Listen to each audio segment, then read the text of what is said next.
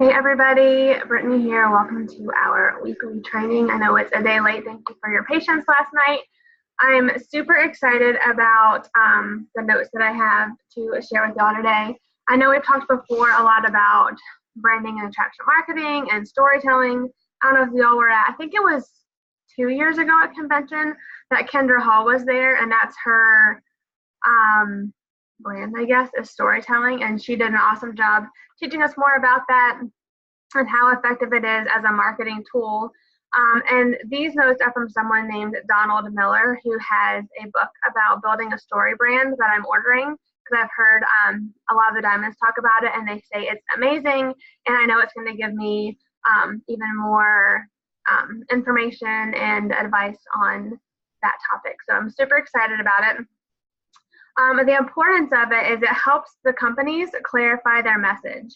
And he said, there's so many companies that the ones that are most successful have a clear message. And he used, for example, Dave Ramsey, and everyone knows him because he teaches people how to be debt free, right? He has a very clear message. It's one topic, and that everyone can, when they think of him, they immediately think of debt free living. And when they hear debt free living, they immediately think of Dave Ramsey. So there's lots of different people, even different companies, Apple, Nike, that have a very specific brand that they're associated with or a clear message. And that's why those companies are more successful. So there's lots of people out there that talk about debt-free living. There have been people who've been speaking on that for years, but a lot of times their message isn't as clear, as concise.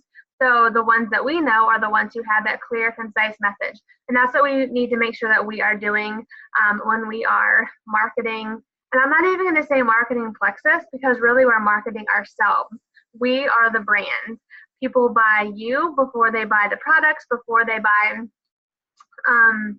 want to join your team.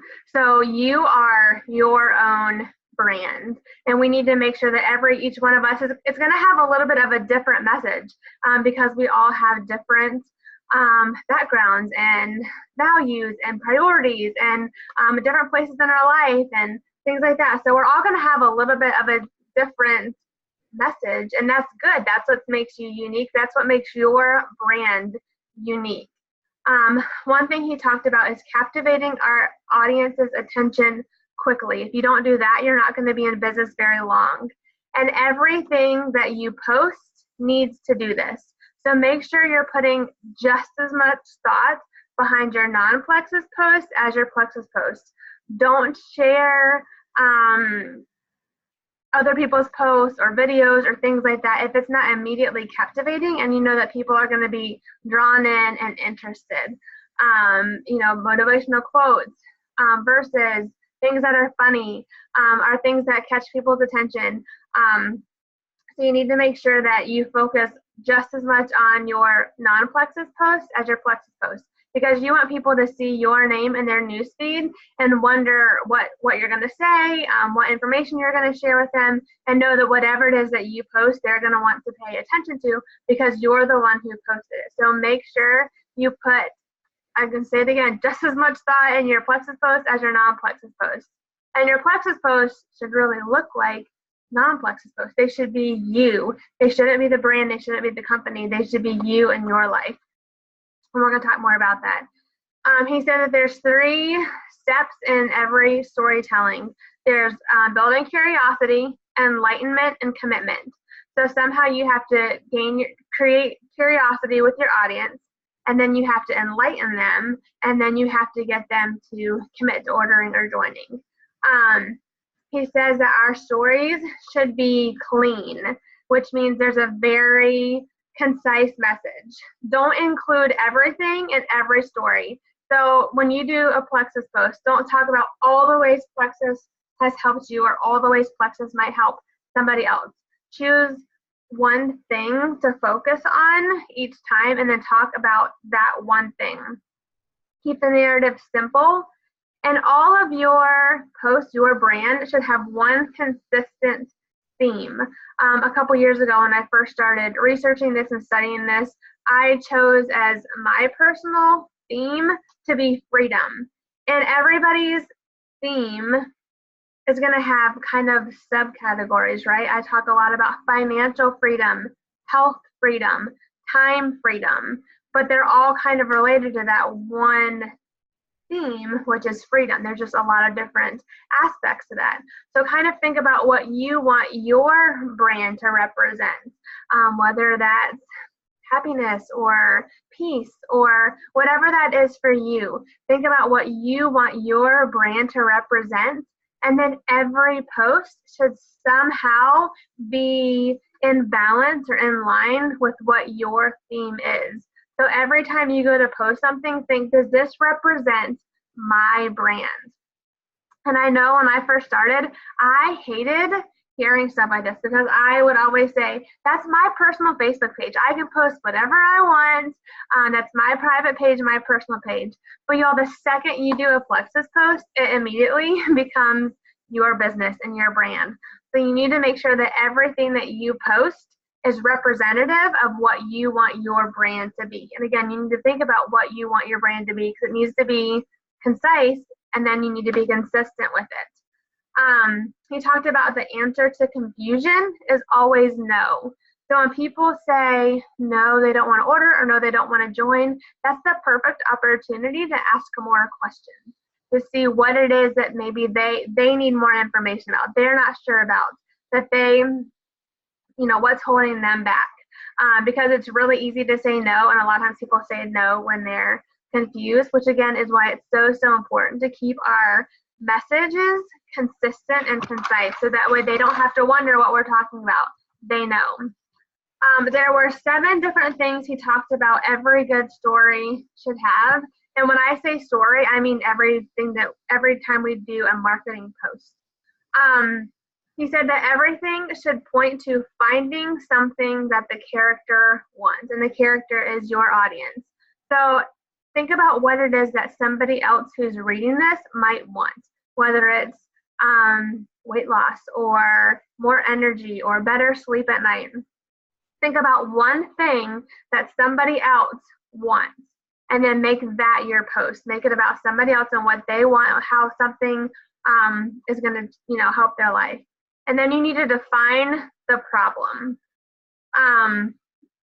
You have to point out that there is a problem, because later we're going to talk about fixing the problem, but you have to establish that there's a problem first.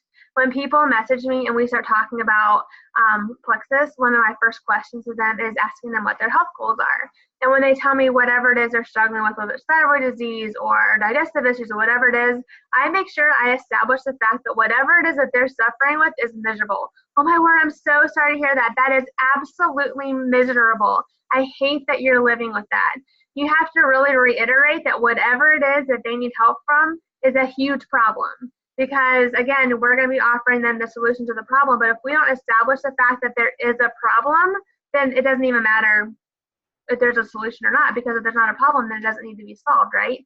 So we need to define what the problem is. Because until you define that, then what does it even matter? And then the next thing is to enter the story as the guide. We always need to be the guide in the story and not the hero. The guide and not the hero. We're showing them how to solve their problems. We're not showing them how our problems were solved, because that might be interesting for a little bit, but it's not something that they're going to relate to. They want to know how we are going to solve their problems. So we need to be the guide in the story. If you are the hero of your story, then you're removing the customer from their own story. And they might be slightly interested, but until they're the hero of the story, they're not really going to pay much attention to you. They want to know that you're going to be able to help them overcome whatever it is they're struggling with. And if you think about it, in movies and books, the hero always starts out, or generally starts out, as the weakest character. They're ill-equipped, they're afraid, they're in need of assistance, and they're looking for a guide. Now then the guide comes along. Think about, I'm such a nerd, I'm going to say Star Wars, because you have Luke Skywalker who becomes the hero, but he needs a guide, right? He needs someone to say, this is what you're capable of, this is how you're going to do it, let me show you how. And that's what we need to be. We need to show our audience that this is a problem you're struggling with, and I'm the person to help you solve that problem. I'm the person to help you overcome whatever it is you're dealing with. So they always have to be the hero, and we always have to be the guide. The guide has always been there, and the guide knows how to help, and the guide knows how to solve problems. So instead of saying, like when you're doing a post, instead of saying something like, these problems have had such a huge impact, they've helped me get freedom from this, this, and this, start off by saying, are you struggling with this? How I would love to help you get freedom from that, is an example of a post I would do. Or whatever it is that your theme is. Invite them in to be the hero of their own story. And he talked about there's some debate with selfies, because sometimes people are like, well, that's saying that, promoting yourself. But he said, actually, it's good to do that because they need to be familiar with you. And I heard Rebecca talk about this recently too. When you're scrolling through, especially Instagram, even more than Facebook, the more they see your face, the more comfortable they are with you. And that's exactly what you want. Again, if you're putting yourself in the position as the guide, then when they see your face, like, oh, there's my guide. That's the person that's going to help me. That's the person who can solve my problem. So those are good to do, but then you need to make the narrative again about them. Say, I know you're struggling with this. I would love to help you. Or, something like that. That way you're, again, putting yourself in that guide position and them in the hero of their own story. But that way they get comfortable with you and familiar with you, and they see you as the one who's going to help them overcome their problems. The fourth thing that he talked about is giving them a plan. So as the guide, we need to say, okay, we're establishing the problem. This is what you're dealing with. I'm the person to help you. This is how we're going to do it. And it needs to not really have a ton of options. It needs to be really simple. He said normally things need to have no more than 5 steps. So we need to make sure that when we are talking to people that we don't give them, you could get this welcome pack or this welcome pack, or you could join as a customer. There's 3 types of customers, or you could join as an ambassador. So we need to make sure that we're not giving them too much information. We need to ask questions, and then we need to say, okay, this is going to be the best solution for you. So we need to give them a plan of action to overcoming their problems. And then the next thing he talked about was a direct call to action. Saying, okay, we've established that you have this problem. I'm the person to help you. This is how we're going to overcome it. So let's get you started, because I don't want you to be miserable anymore. I want to help you get past the stage in your life so you can get on to better things, because life is short. So let's get you to that next phase of your life. And then he said that for 6 and 7, they kind of go hand in hand. We need to show them what the stakes are if they don't do that. So if you don't order, if you don't join, if you don't, maybe they're struggling financially, and say, if you don't decide to do this business opportunity, just think 5 years from now, you're going to be in the same place you are now, still struggling financially, still having to say no to things you want to do, still not being able to go on vacation. So we need to show them what's at stake if they don't take our solution. And then we also need to show them what they have to gain if they do take our advice, if they do follow the plan.